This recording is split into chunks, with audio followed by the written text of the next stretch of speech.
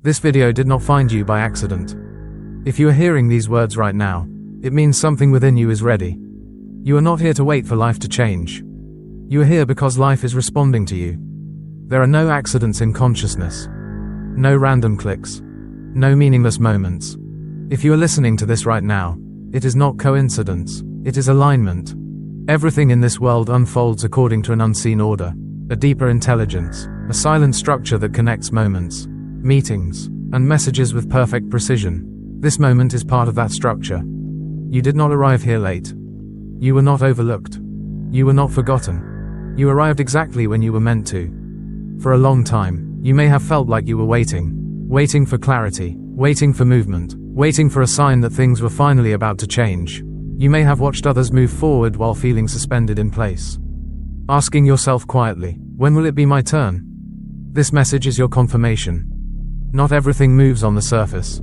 Some of the most important shifts happen beneath awareness, silently reorganizing your inner world before anything changes on the outside. What feels like delay is often preparation. What feels like stillness is often alignment. The fact that you are here now means something within you has reached a point of readiness. This is not about luck. This is not about timing in the external sense. This is about consciousness recognizing itself. You are not being spoken to by chance. You are being spoken to by a deeper layer of your own awareness.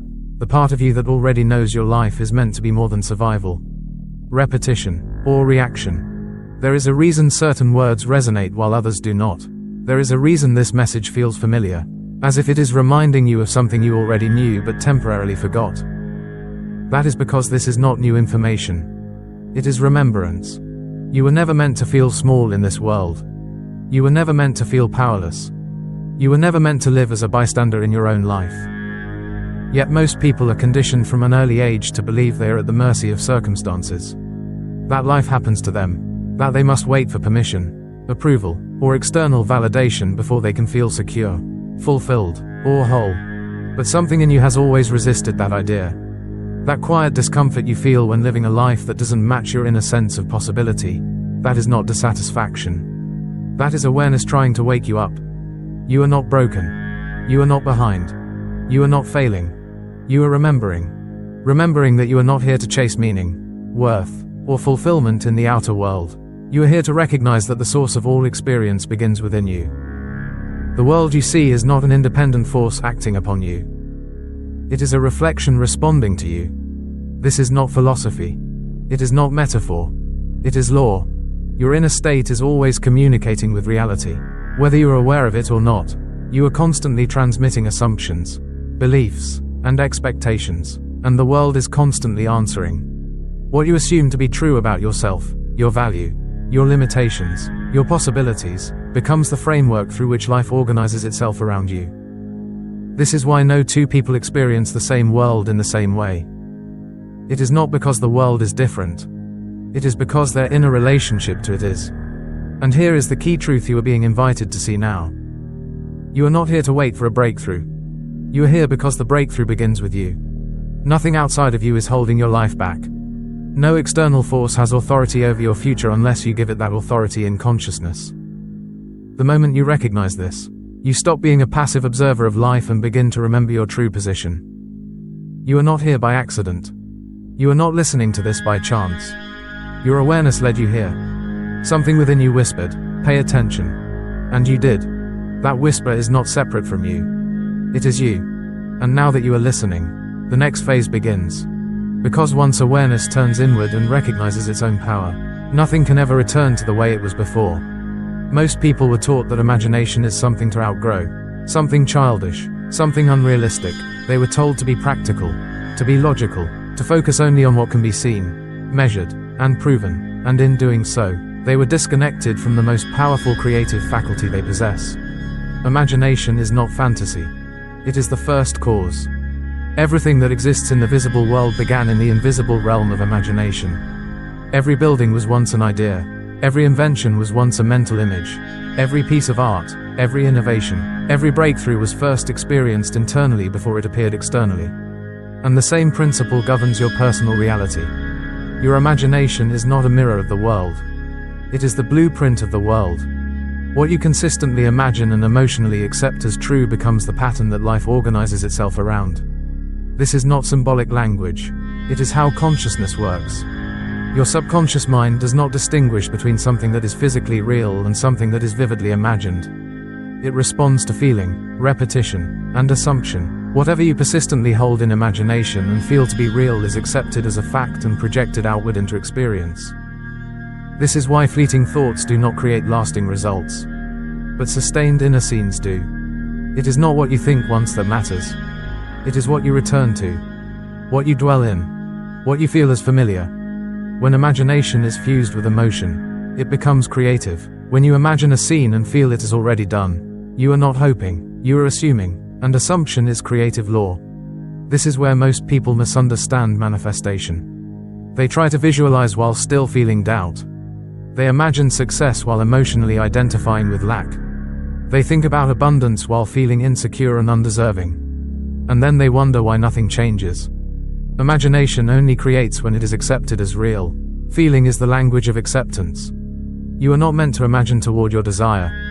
You are meant to imagine from it. This means you do not see yourself trying to succeed. You see yourself after success has already happened. You do not imagine wanting love. You imagine the feeling of being loved. You do not imagine waiting for relief. You imagine the calm that comes when the problem is already resolved. This shift is subtle, but it changes everything. The moment you imagine from the end, you stop reinforcing the state of wanting and begin inhabiting the state of having. And consciousness always creates from the state you occupy, not the one you observe. This is why desire itself is sacred. Desire is not lack. It is not proof that something is missing. Desire is evidence that something already exists for you in another dimension of consciousness. You would not feel a genuine, persistent desire if its fulfillment were not already possible. Desire is life expanding itself through you. It is the unseen calling itself into visibility. It is the invisible seeking form. And imagination is the bridge between the unseen and the seen. When you imagine with clarity, emotion, and acceptance, you are not escaping reality. You are shaping it. You are selecting the version of reality you will experience. This is why two people can live in the same environment but experience entirely different lives. Their imagination, their inner world, is different.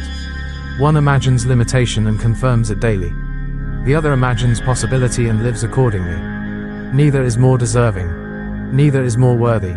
They are simply operating from different assumptions. The world does not respond to effort alone. It responds to identity. And identity is formed in imagination. Who you believe yourself to be.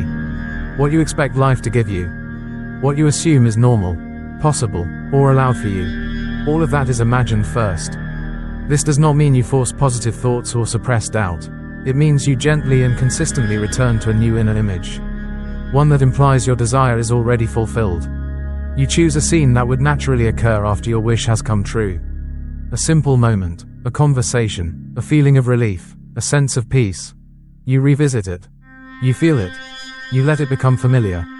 And as it becomes familiar, it becomes natural. And what feels natural to the mind becomes real in experience. This is the law that has always been operating. Whether you were aware of it or not, now you are simply being invited to use it consciously. You are not here to beg reality for change. You are here to impress reality with a new inner image.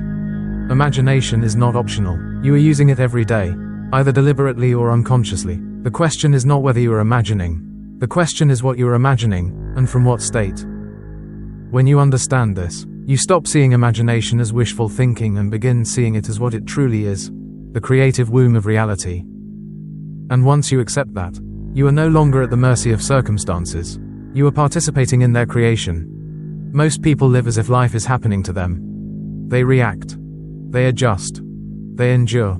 They believe circumstances are the cause and they are the result. But this belief is reversed. You are not reacting to reality. Reality is responding to you. Your consciousness is not passive. It is active, directive, and creative.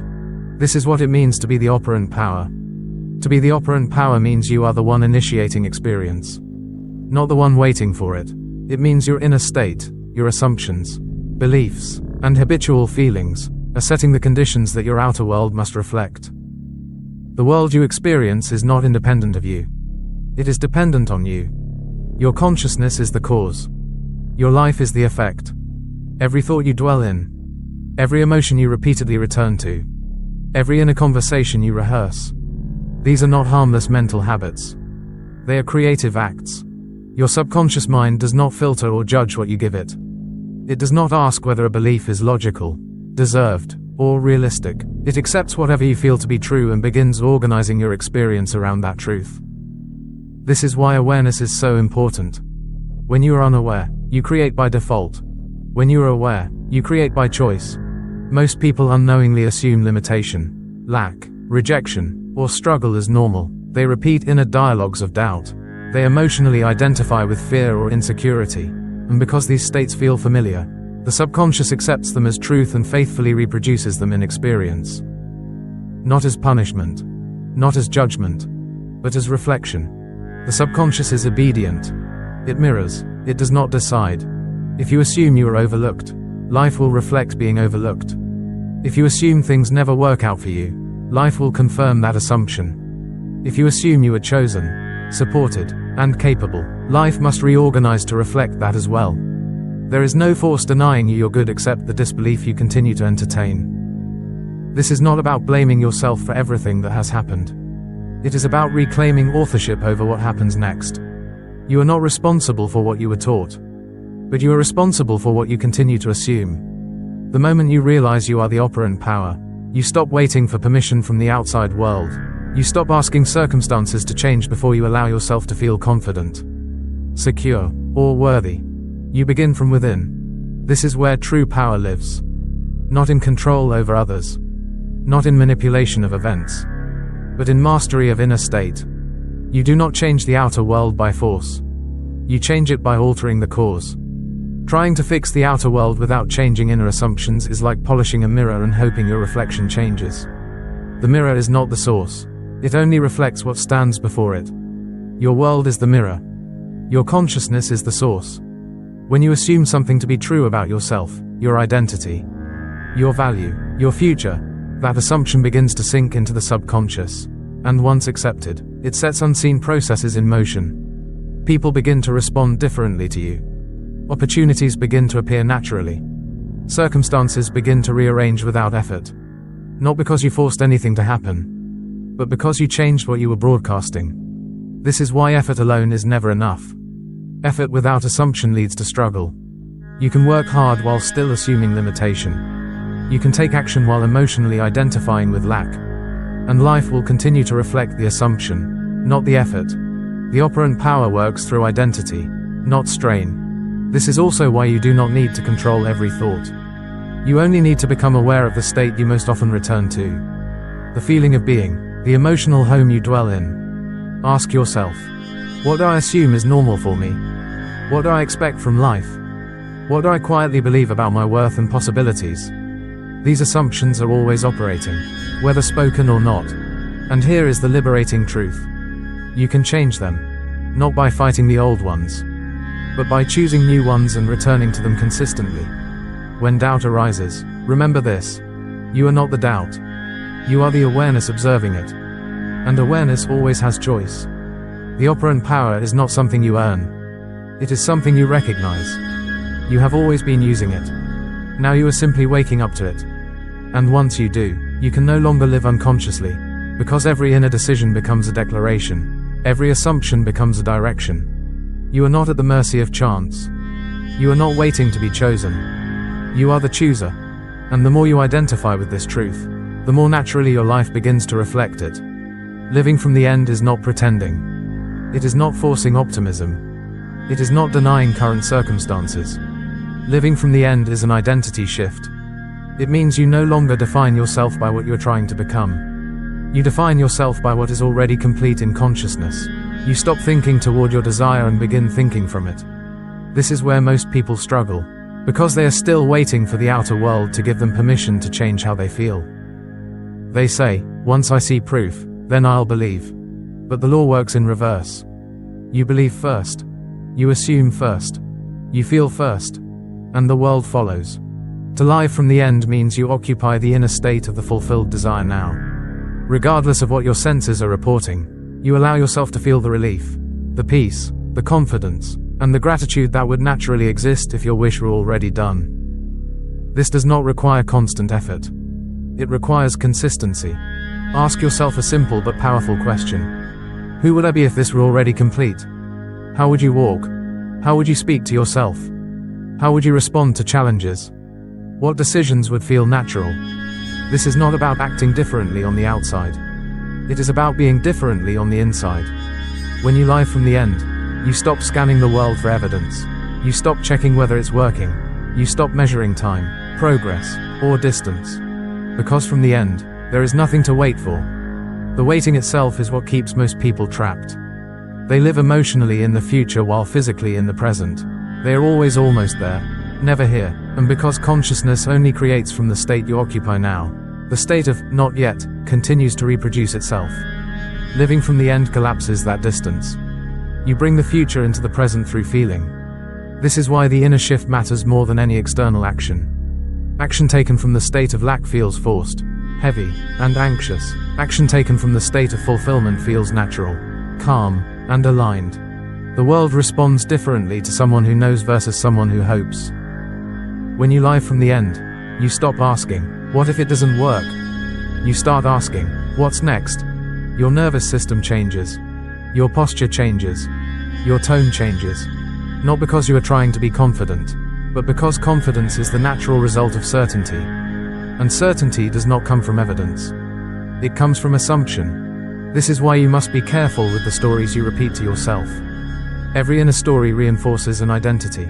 Every identity produces a corresponding reality. If you continue telling yourself the story of struggle, delay, or unworthiness, you are living from the wrong end. You are reinforcing the identity of someone who is still waiting. Living from the end means you stop rehearsing the problem and start dwelling in the resolution. You do not deny the current moment. You simply refuse to let it define you. This is not resistance. It is authority. You are not fighting reality. You are choosing the cause. When doubts arise, and they will, you do not argue with them. You do not suppress them. You simply return to the end. You revisit the inner scene. You re-enter the feeling of completion. You remind yourself who you are choosing to be. Over time, this state becomes familiar, and what is familiar becomes natural, and what is natural becomes inevitable. This is how identity changes. Not through effort, not through struggle, but through repetition of a new inner position. Living from the end does not mean you stop taking action. It means your actions are no longer desperate attempts to fix reality. They become expressions of alignment. You act because it feels right, not because you are trying to force an outcome. And when you live this way, life begins to meet you differently. Opportunities appear without strain. People respond without resistance. Paths open without effort. Not because the world suddenly became generous, but because you stopped approaching it as someone who lacked. The end you live from becomes the life you live into.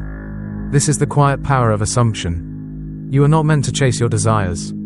You are meant to claim them. And claiming begins with identity. The moment you decide who you are being, reality begins rearranging itself to agree. Most people are taught to believe only after they see proof, to trust only after results appear, to wait for evidence before allowing themselves to feel certain. But this way of living places you in a passive position. It teaches you to follow rather than lead.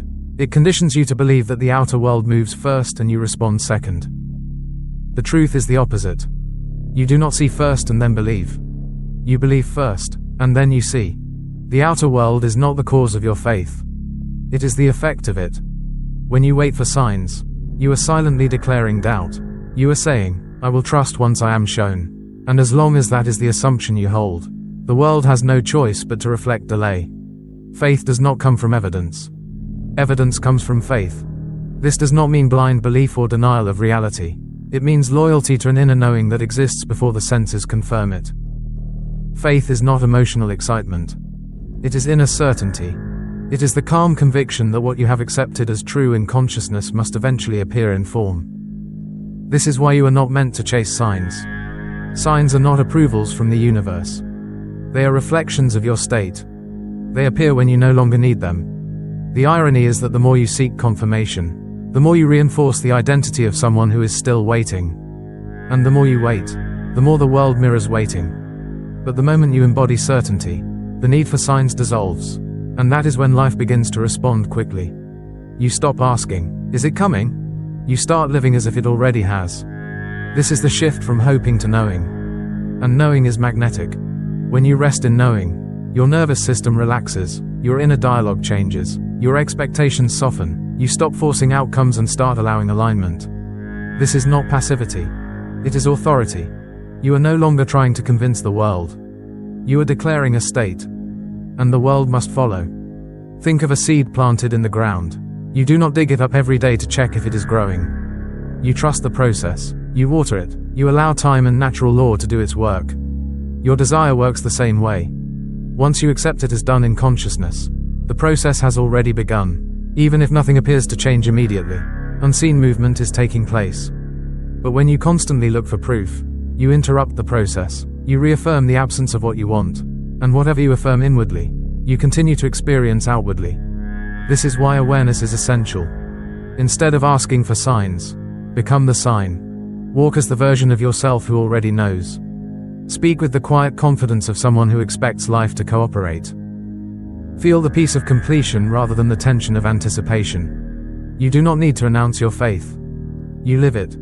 And life responds to embodiment more than words. When you stop needing proof, proof begins to appear, not because you ask for it, but because your inner state has shifted. The world always mirrors your dominant assumption. If you assume you are chosen, life reflects opportunity. If you assume you are supported, life provides assistance. If you assume it is done, life moves to complete the picture. You are not here to wait for permission to be fulfilled. You are here to claim fulfillment as your natural state. This is what it means to be the operant power. You do not chase life. You set the tone. You do not beg reality. You impress it. And once you truly understand this, everything changes. You stop postponing joy. You stop delaying belief. You stop outsourcing your power. You realize there is no external authority deciding your fate. No force choosing whether you are worthy or ready. You are the chooser. The desire you feel is not random. It is not accidental. It is not cruel or misleading. It exists because its fulfillment already exists for you. You would not feel called towards something that was not already calling you. There is no distance between you and what you desire, only belief. And belief is a decision. So make it now. Trust the unseen. Honor the inner vision. Live as the one who knows. Because when you do, the world has no choice but to rearrange itself around that knowing. You are not waiting for the sign. You are the sign. And once you realize that, your life will never be the same again.